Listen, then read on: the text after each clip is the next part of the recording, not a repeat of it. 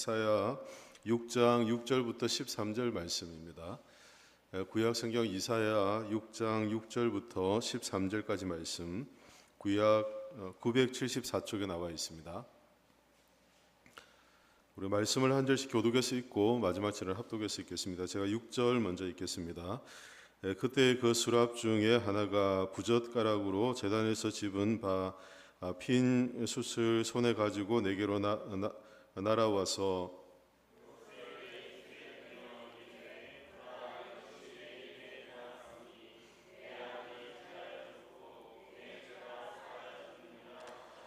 내가 또 주의 목소리를 들으니 주께서 이르시되 내가 누구를 보내며 누가 우리를 위하여 갈고 하시니 그때 내가 이르되 내가 여기 있나이다 나를 보내소서 하더니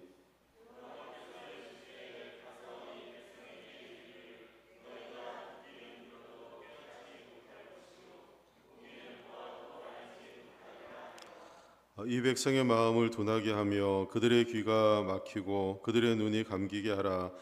염려하건대 그들이 눈으로 보고 귀로 듣고 마음으로 깨닫고 다시 돌아와 고침을 받을까 하노라 하시기로.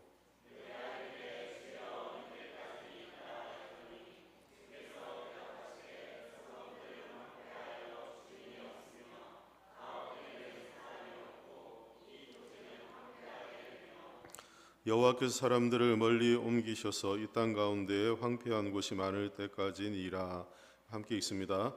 그 중에 10분의 1이 아직 남아 있을지라도 이것도 황폐하게 할 것이니라.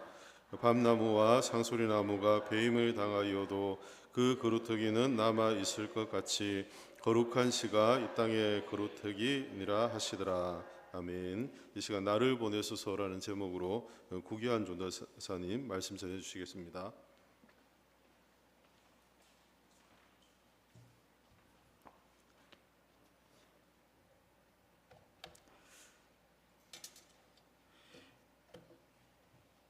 네, 오늘은 이사야의 말씀을 통해 우리에게 주신 이 사명과 소명을 다시 한번 재확인하는 시간이 되길 진심으로 소망합니다.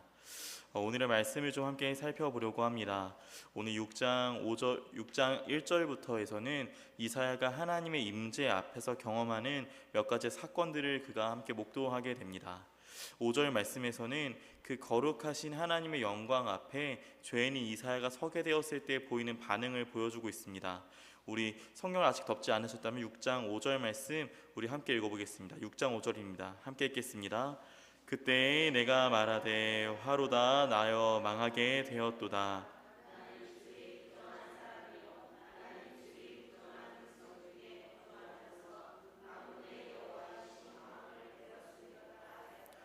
아멘. 오늘 이 말씀은 이사야가 거룩한 하나님 앞에 섰을 때 보이는 반응을 우리에게 보여주고 있습니다. 그는 하나님의 임재 앞에서 자신의 부정함을 인식하게 됩니다.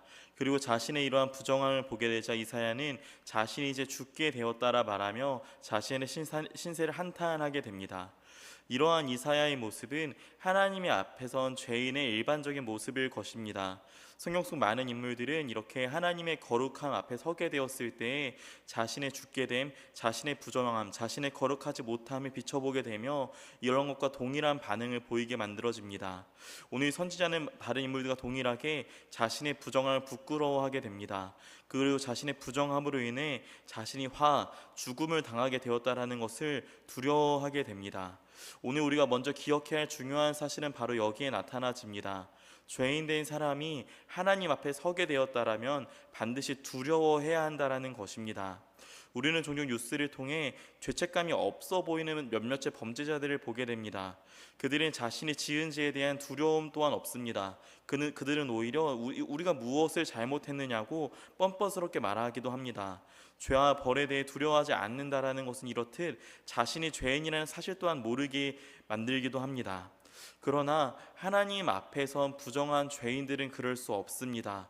하나님 앞에서 모든 인간들은 마땅히 자신이 지어왔던, 알게 지었던, 모르게 지었던 수많은 죄악들을 기억하게 되며 그 앞에 두려워하게 됩니다. 어째서입니까? 하나님께서는 결코 부정한 것과 함께 할 수 없는, 그렇게 부정한 것이 하나님께 가까이 나아가게 되었을 때에는 반드시 죽임을 당하게 되기 때문입니다. 사랑하는 여러분, 우리는 먼저 기억해야 합니다. 우리는 얼마나 추악한 죄인들입니까? 우리의 이 부정한 것들이 거룩하신 하나님 앞에서 얼마나 티가 나며 우리는 이로 인하여서 얼마나 큰 화를 당해야 마땅합니까? 우리가 이 사실을 먼저 기억하게 될 때에 우리는 이 이후에 등장한 행동들의 의미를 좀 더 잘 이해할 수 있을 것입니다. 오늘 우리 함께 읽은 말씀 6절과 7절입니다. 우리 6절과 7절 말씀 우리 함께 읽어보겠습니다. 함께 읽겠습니다. 그때에 그 스랍 중에 하나가 부젓가락으로 제단에서 집은 바 핀 숯을 그것을 내 입술에 대며 이르되 보라 이것이 내 입에 닿았으니 내 악이 제하여졌고 내 죄가 사하여졌느니라 하더라. 아멘. 그 두려워하고 있는 이사야에게 스랍 중 하나가 제단에서 불이 붙어있는 숯을 하나 가지고 옵니다. 그리고 그 뜨거운 그 숯을 이사야의 입에 대며 선언합니다. 이것이 너의 입에 닿았으니 너의 악이 제하여졌고 너의 죄가 사하여졌다라고 선언하고 있습니다. 우리는 이 짧은 이 말씀을 통하여서 하나님께서 우리에게 보여주시는 구원이란 무엇인지를 다시 한번 확인할 수 있습니다. 가장 먼저 우리가 구원에 대한 이야기를 할 때 중요한 것이 있다면 오늘 이 스랍이 그러하듯이 그 죄가 사하여지고 그 악이 없어진 원인이 어디에서 발견되어지냐는 것입니다. 오늘 스랍은 그의 죄가 사하여졌고 그 악이 없어졌다라는 이 말을 이사야 안에서 발견하지 않습니다. 그는 이사야 바깥에 있는 다른 곳에 있는 숯을 가지고 이사야에게 찾아옵니다. 그 숯이 이사야를 거룩하게 만들었고 그 숯이 이사야가 지은 죄를 씻겨 주었습니다. 마찬가지로 우리가 받은 구원 또한 이것과 같은 원리입니다. 사랑하는 여러분, 우리는 오늘 우리가 하나님 앞에 수도 없이 많은 죄악을 지었지만 그럼에도 불구하고 하나님께서 오늘 우리를 의롭다 칭하여 주셨습니다. 그러나 우리를 의롭다 칭해 주시는 그 원인과 이유가 어디에서 발견됩니까? 우리의 어떠함들입니까? 우리의 잘함, 우리의 거룩함에서 발견됩니까? 아니요, 우리가 오늘 하나님 앞에서 구원을 받았다라 말할 수 있는 이유는 오롯이 우리 바깥에서 완성되어진 의에서 우리는 그 원인을 발견합니다. 우리가 아닌 예수께서 온전히 의를 이루셨고 예수께서 온전히 우리의 죄의 값을 담당해 주셨기 때문에 우리는 오늘 구원을 받은 것입니다. 그렇게 우리는 첫 번째로 이 구원에 대해 나눌 때 기억할 것이 바로 이것입니다. 우리는 결코 구원받을 만한 자들이 아니었으며 그렇기에 마땅히 우리가 받은 구원에 감사해야 한다라는 것입니다. 사랑하는 여러분, 우리는 얼마나 이 구원에 대해 감사하고 있습니까? 우리는 얼마나 우리가 죽어 마땅한 존재들이지만 그럼에도 불구하고 우리를 살려주신 그 하나님의 은혜에 얼마나 반응하고 있습니까? 사랑하는 여러분, 우리는 모두 신앙의 연수가 꽤 오래된 사람들입니다. 그런 사람들이 가지는 참 연약한 문제 중에 하나는 바로 이 구원에 대한 감격이 식어진다라는 것입니다. 우리는 마치 우리가 태어날 때부터 구원받은 사람처럼 생각합니다. 우리가 하나님께 구원받은 백성으로 살아가는 것이, 우리가 교회로서 살아가는 것이, 이것이 일상적이고 당연해져 버렸습니다. 더 이상 이사야가 처음에 그러하였듯 죄에 대하여 두려워하고 내가 하나님 앞에 섰으니 내가 죽게 되었다는 이런 마음 온데간데 없어지고, 당연히 그런 우리의 처지를 하나님이 보시고 우리를 살려신 그 하나님께 대한 감사 또한 우리 가운데 식어지지 않았습니까? 사랑하는 여러분, 우리는 이 구원에 대한 감격, 구원에 대한 감사를 회복해야 합니다. 사랑하는 여러분, 저와 여러분은 모두 마땅히 죽어 마땅한 존재들입니다. 저 지옥에 가야 하는 것이 당연한 존재들이었습니다. 그럼에도 불구하고 오늘 하나님께서 우리를 살려주셨습니다.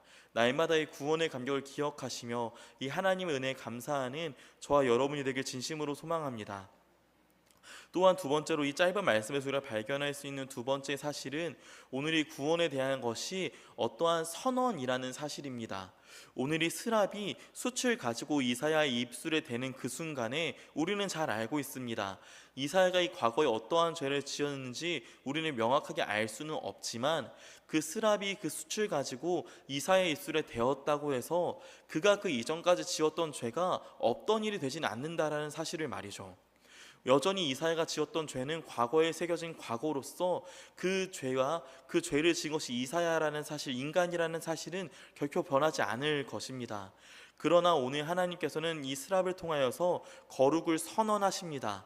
우리가 거룩하여졌기 때문에, 우리가 어떠한 조건을 달성했기 때문에 우리가 그동안 살아왔던 모든 시간이 거룩하다 불려지기 합당하기 때문에 우리를 거룩해졌다라 말씀하시거나 우리가 의롭다 말씀하시는 것이 아니라, 여전히 우리가 과거에 지은 죄는 사라지지 않았고 여전히 우리가 그런 죄를 지은 추악한 죄인이라는 사실은 다르지 않지만, 그러나 하나님께서 그저 선언해 주신다라는 사실입니다.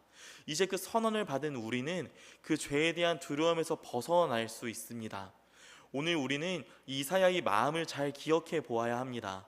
6장 앞선 부분에서는 이사야는 분명히 하나님 앞에 두려워 떠는 마음을 가지고 서 있습니다. 그는 감히 하나님 앞에 고개를 들 수 없는 추악한 또 부끄러운 죄인입니다. 그러나 그 부끄러운 죄인 앞에 하나님께서는 그의 죄를 사하여 졌다라고 선언해 주십니다. 그가 죄를 짓지 않아서가 아니라 그가 그런 존재임에도 불구하고 그렇다라고 말씀하여 주십니다. 이제는 그 죄에 대하여서 두려워하지 않아도 된다라고 오늘 하나님께서 말씀하여 주십니다.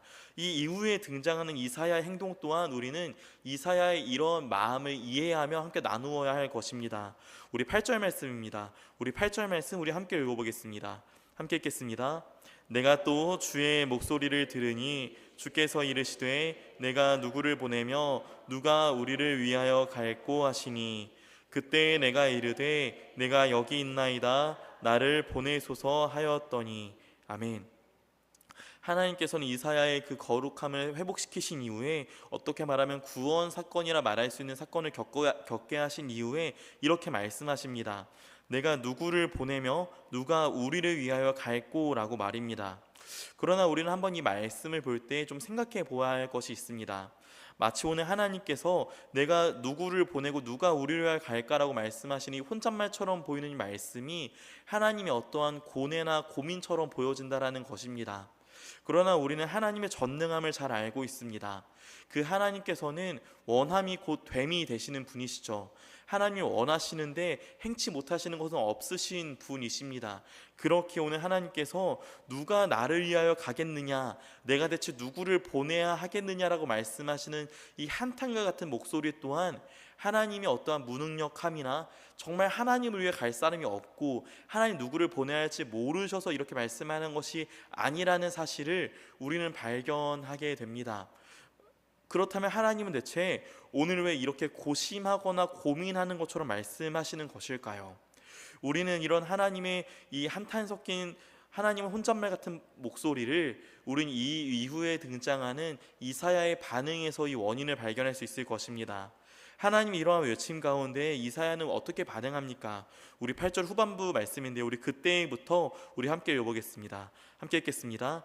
그때에 내가 이르되 내가 여기 있나이다 나를 보내소서 하였더니. 아멘. 이사야는 이 앞서 두려워하던 모습과는 전혀 다른 모습을 보입니다. 하나님의 낯을 피하여 숨었던 그 죄인 이사야는 하나님이 누가 나를 위하여 가겠느냐라 말씀하신 이 말씀 가운데 주님 내가 여기 있습니다 나를 보내십시오라고 당당한 모습으로 주님께 나아갑니다. 또한 우리는 이 말씀을 이해할 때 하나님께서 이사야의 이 대답을 위하여 앞에 이렇게 하나님이 이사야가 동참할 수 있을 만한 질문을 하셨다라고 우리는 말씀을 이해할 수 있을 것입니다. 오늘 우리는 짧은 이 8절의 말씀 가운데서 두 가지를 발견할 수 있습니다. 첫 번째는 하나님께서 그 구원받은 백성을 하나님의 일 가운데 동참시키길 원하신다라는 것입니다. 사랑하는 여러분, 우리는 하나님의 일이라는 이 말을 참 자주 사용합니다. 우리가 어떠한 사역을 하거나 우리가 어떠한 봉사를 할 때 이것이 하나님의 일이라는 말을 우리는 자주 사용합니다. 그러나 우리가 어떠한 일들을 보며 하나님의 일이라고 말할 때 이것은 사실 아주 이상한 말입니다.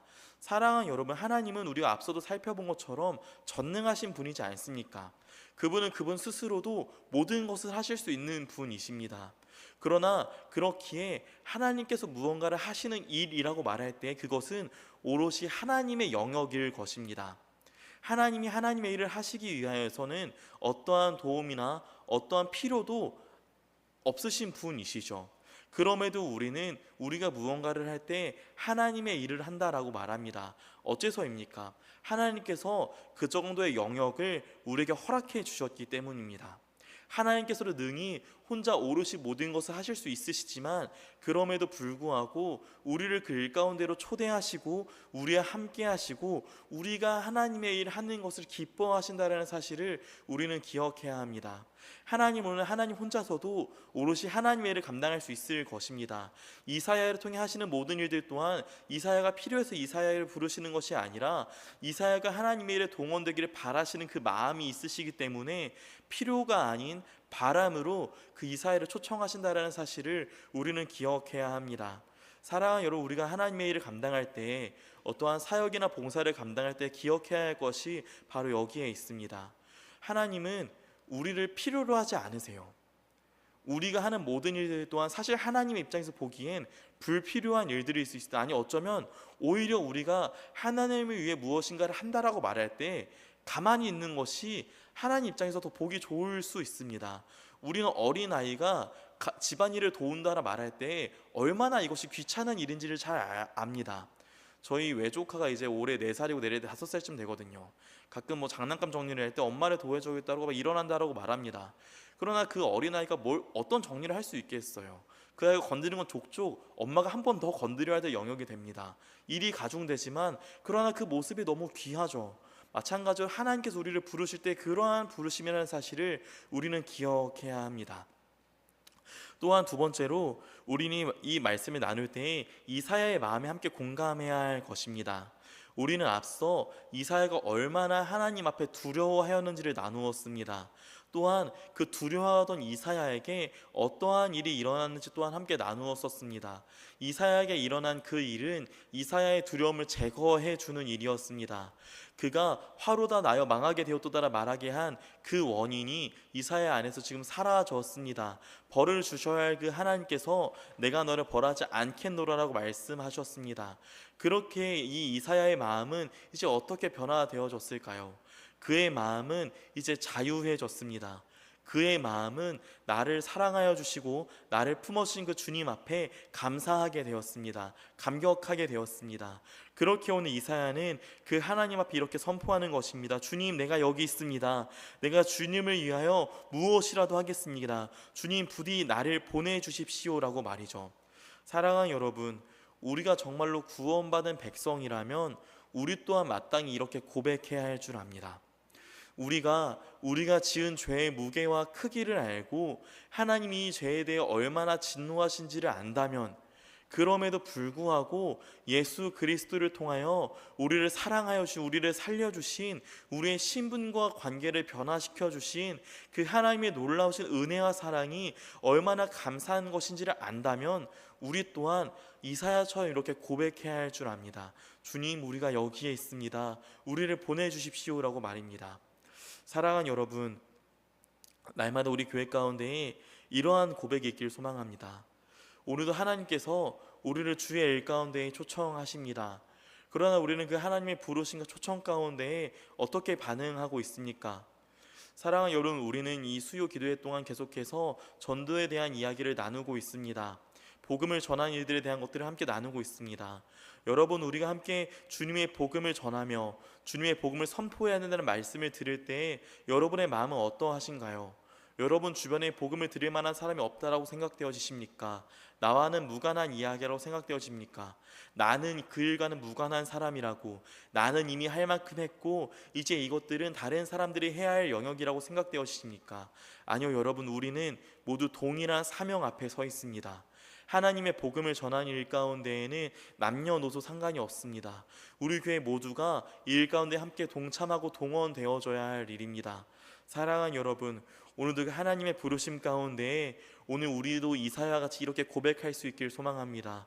주님, 우리가 여기에 있습니다. 우리가 가겠습니다. 우리를 보내주십시오라고 고백하는 저와 여러분이 되길, 우리 사랑하는 교회가 되길 진심으로 소망합니다. 우리가 함께 좀 더 살펴봐야 할 말씀들이 있습니다. 이러한 사건 이후에 우리가 하나님 앞에 순종하기로 하였다라면, 우리가 이사야와 마찬가지로 하나님, 내가 여기 있습니다, 나를 보내주십시오로 말하기로 하고 우리가 그렇게 다짐하였다면 우리는 앞으로 대체 무엇을 해야 할까요? 이 이후에 하나님께서 이사야에게 말씀하시는 이 말씀들을 통해 우리는 그 사실들을 발견할 수 있을 것입니다. 우리 9절과 10절입니다. 우리 9절과 10절 말씀 우리 함께 읽어보겠습니다. 함께 읽겠습니다. 여호와께서 이르시되 가서 이 백성에게 이르기를 너희가 듣기는 들어도 깨닫지 못할 것이요 보기는 보아도 알지 못하리라 하여 이 백성의 마음을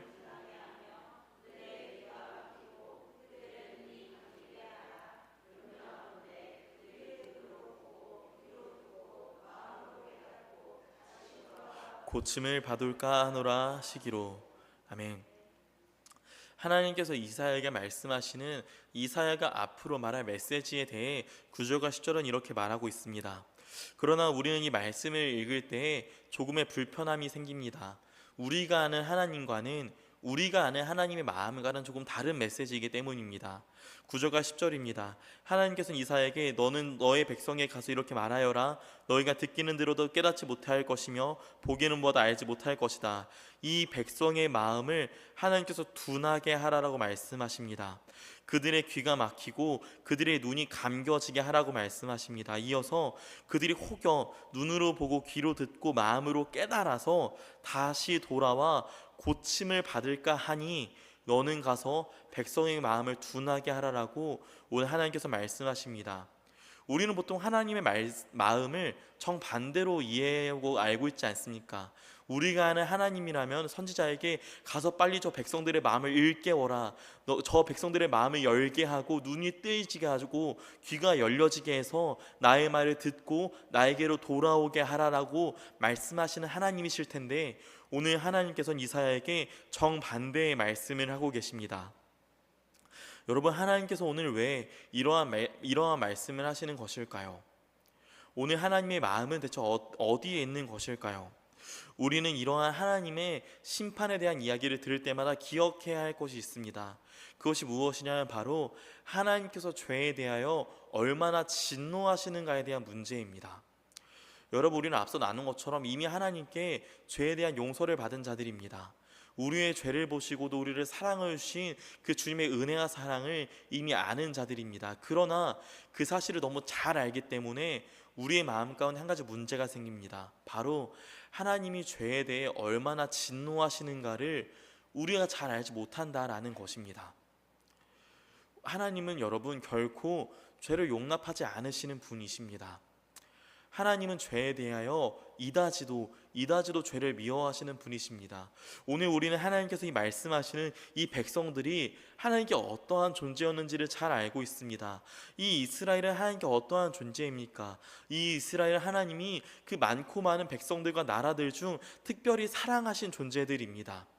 이유를 발견할 수 없지만 하나님께서 이 이스라엘을 사랑하셔서 몇 번이고 그들을 구하시고 그들이 돌이키길 바라시고 마지막까지 이스라엘이 돌아오기를 기다리시는 분이 이 하나님이시지 않습니까?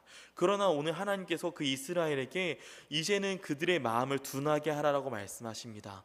그들이 혹여 돌아올까라고 말씀하시며 죄에 대하여 내가 얼마나 진노하는지, 죄에 대하여 내가 얼마나 분노하는지를 그에게 알리라고 말씀하십니다.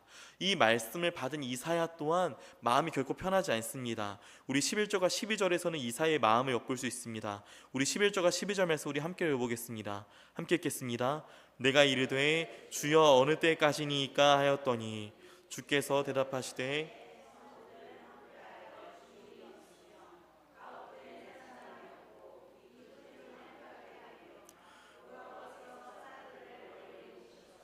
이 땅 가운데에 황폐한 곳이 많을 때까지니라. 아멘. 이 불편한 메시지를 들은 이사야는 하나님께 묻습니다. 하나님, 내가 이것을 언제까지 말해야 합니까? 왜냐하면 우리는 이사야의 질문의 마음을 잘 압니다. 우리에게 멸망이 닥칠 거고 이제 우리에게 내일은 없다라는 이러한 메시지를 이사야라고 전하고 싶겠습니까? 또한 이사야가 오늘 이 메시지를 선포해야 할 그 이스라엘은 이사야의 가족이자 친구요 이웃이자 함께하는 조국입니다. 그런 나라 가운데 이사야의 메시지를 선포하라는 이 마음 또한 결코 편하지 않을 것입니다. 그렇기 때문에 하나님, 이게 대체 언제까지 해야 합니까? 이 불편한 일을 언제까지 해야 합니까? 라고 하나님께 묻습니다. 그러나 돌아오는 하나님의 말씀은 이사야의 기대를 산산이 무너뜨립니다. 하나님은 말씀하십니다. 성읍들이 황폐하여지고 주민이 없어지고 집에는 사람이 없고 이 땅이 황폐하게 될 때까지, 또한 나 여호와가 사람들을 멀리 옮겨서 이 땅 가운데에 황폐한 곳이 많아질 때까지, 그 땅이, 그 이스라엘이 완전하게 죄에 대한 심판을 오롯이 감당할 때까지 이사야에게 이 불편한 메시지를 선포하라라고 오늘 하나님은 말씀하십니다. 사랑하는 여러분, 이것이 오늘 우리에게 맡겨진, 우리가 주님 앞에 주님 제가 여기 있습니다, 저를 보내십시오라고 말한다라면 그때 우리가 살아야 할 삶이 바로 여기에 있습니다. 여러분, 우리는 주의 일을 한다라 말하면서 교묘하게 우리가 하고 싶은 일들만을 합니다. 우리가 하고 싶은 사역을 하고요, 우리가 가고 싶은 곳을 갑니다. 우리가 하고 싶은 봉사를 우리는 선택해서 하죠. 우리는 마찬가지로 우리가 가기 싫은 곳은 잘 가고 싶어 하지 않습니다. 우리가 하기 힘들 만한 곳들은 조금 도망치기도 합니다. 여러분, 부끄럽지만 저는 항상 청소년 이상의 부서에서 사역을 해왔습니다. 제가 저희 그 유초동부 아이들을 볼 때마다 제가 항상 느끼는 사실인데요, 참 부끄럽지만 제가 저기 가서 사역할 수 있을까라는 고민을 자주 합니다. 저는 저렇게 아직 사회화가 안 된 친구들과 함께 대화하고 사역하기 전 너무 어려울 것 같아요.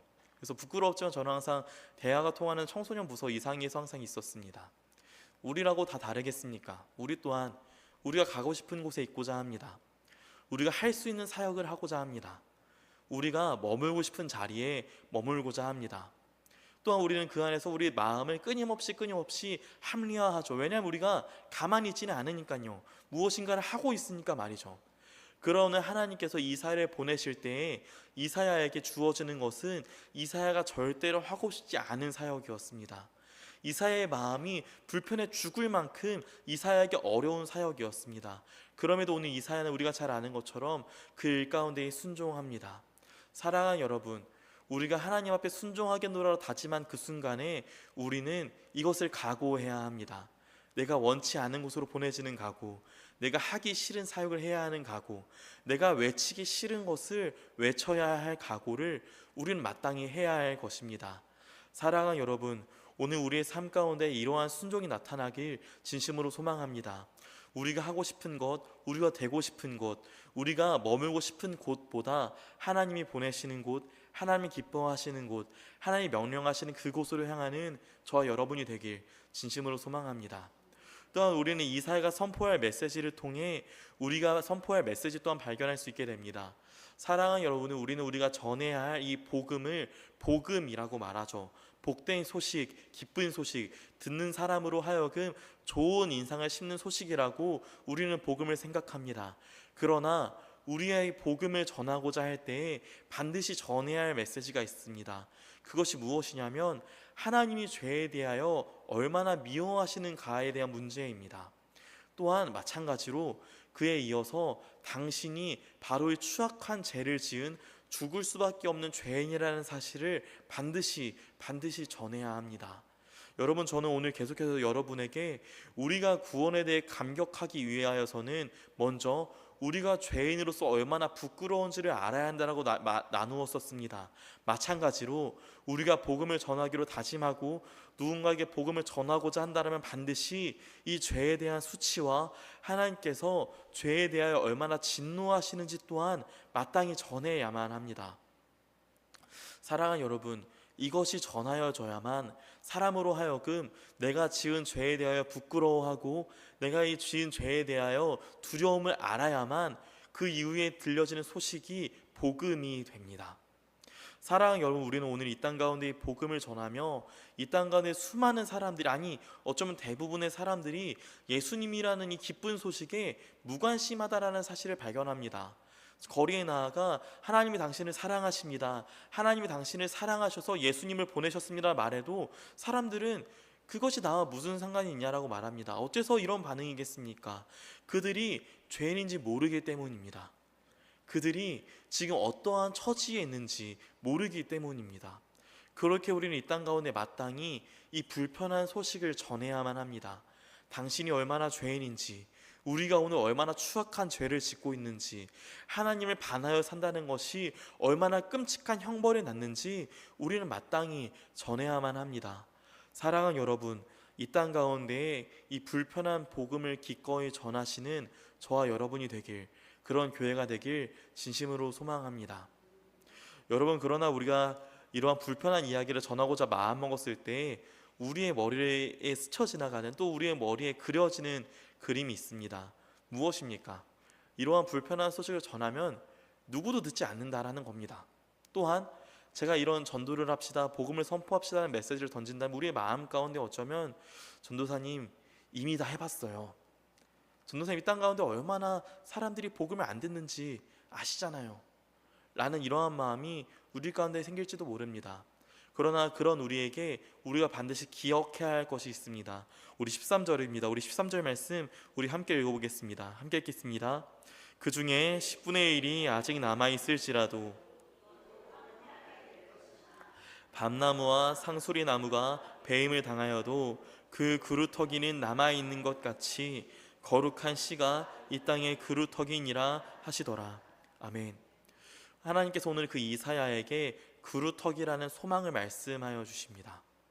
이사야에게 우리가 죄로 인하여 다 죽게 되었다, 우리가 하나님께 한 범죄로 인하여 우리가 모두 망하게 되었다는 말을 선포하게 하신 이후에 그 낭망에 있는 이사야에게 소망을 말씀하십니다. 그 10분의 1이 남아있을지라도 여전히 그것들이 더 황폐하게 될 것이나 하나님께서는 그 가운데에도 그루터기가 남을 것이라 말씀하십니다.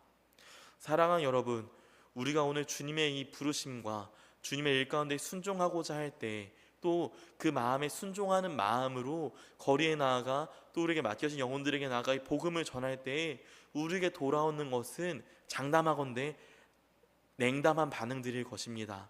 무엇도 변하지 않는 것 같은 냉소적인 모습들일 것입니다. 아니면 더 나아가 우리를 조롱하고 우리를 비판하는 목소리가 우리에게 보여질지도 모르겠습니다. 그러나 여러분 기억하십시오. 그 땅 가운데 여전히 소망이 있습니다.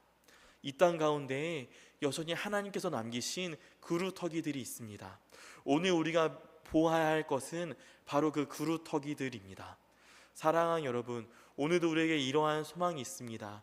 오늘도 우리의 사역과 우리의 순종과 우리의 전도 가운데 어떠한 열매도 없어 보이는 것 같고, 우리가 아무리 노력해도 아무것도 변하지 않는 것 같아 보이는 이 현실 가운데에서도 우리는 이 소망이 있기에 오늘도 한 번 더 하나님 앞에 순종할 수 있습니다. 이 소망이 있기에 우리는 한 번 더 미련하지만 이 복음을 선포할 수 있을 것입니다.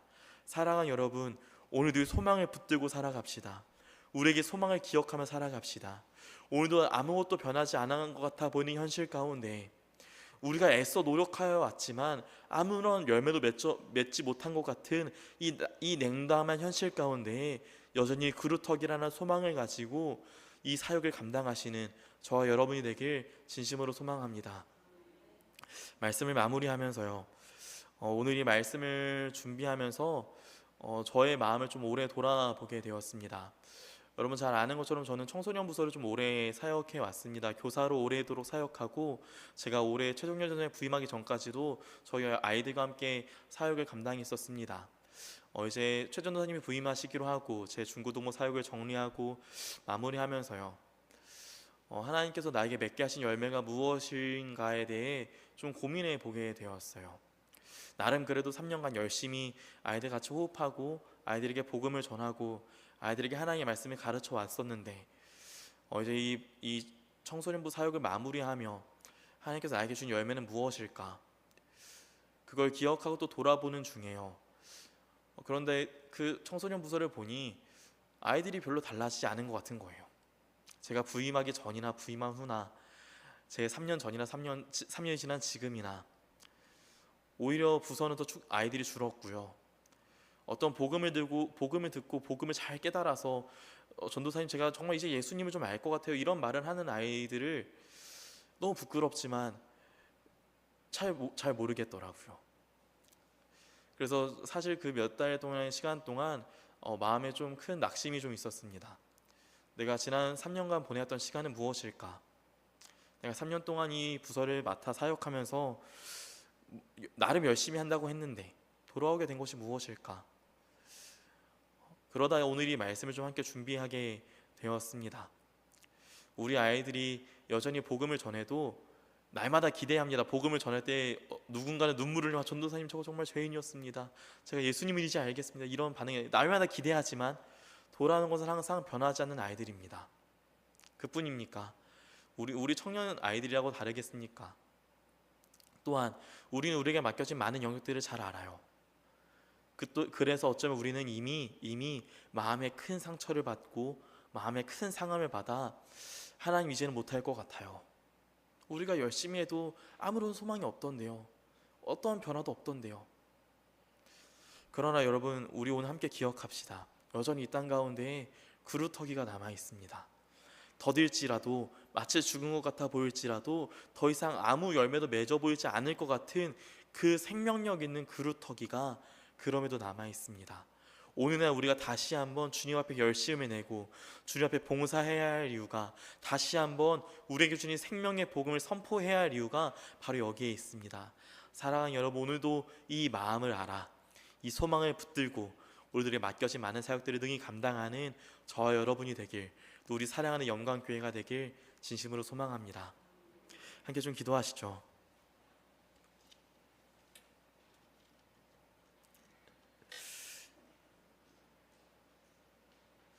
함께 기도하실 때 우리 먼저는 우리의 마음을 붙들고 좀 함께 기도합시다. 여러분, 혹시 낭망하여 계십니까? 이제는 되었다라고 생각하십니까? 나름 열심히 오래 해왔는데 어떠한 것도 돌아오는 것이 없다라는 것이 우리의 마음 가운데 실망스럽게 여겨지십니까? 사랑하는 여러분, 이 시간 함께 기도하실 때 우리 하나님께 이렇게 기도합시다. 하나님, 저에게도 이사야에게 말씀하셨던 것처럼 그 그루터기의 소망을 알게 하여 주십시오. 하나님, 마치 그 그릇 어떠한 소망도 없어 보이는 현실 가운데 하나님 여전히 주님께서 남겨두신 그루터기, 여전히 하나님께서 맺게 하실 소망이 있다라는 사실을 주님 우리가 알기 원합니다. 하나님, 이 시간 무너져 있는 우리의 마음을 다시금 회복시켜 주십시오. 우리가 다시금 일어나 주님 앞에 열심을 내길 소망합니다. 주님과 다시금 일어나 주님의 복음을 선포하길 소망합니다. 하나님, 우리의 마음을 붙들어 주시고 우리의 마음이 다시금 일어나 이 주님의 일 가운데 함께 할 수 있게 달라고, 우리에게 이러한 기도 제목으로 우리의 마음을 주님께 드리며 함께 기도하며 주님께 나아갑시다. 함께 기도하며 주님께 나아갑시다. 참 좋으신 하나님 감사합니다. 주님, 우리의 말 붙들어 주십시오. 주님.